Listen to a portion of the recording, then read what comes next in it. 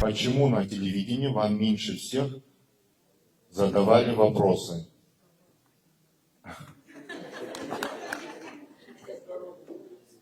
Но, видно, не хотели услышать то, что я говорю сегодня здесь.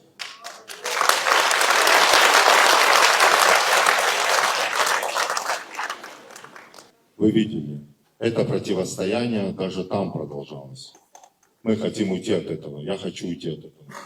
Мы, Афса Чаффин Аргылан, и Гирта Милат Пенхо, Атаб Хокра Эхангар и Аладзома Гагим. Нам надо срочно объединяться, нам уходить надо от этого противостояния, другого выхода нету.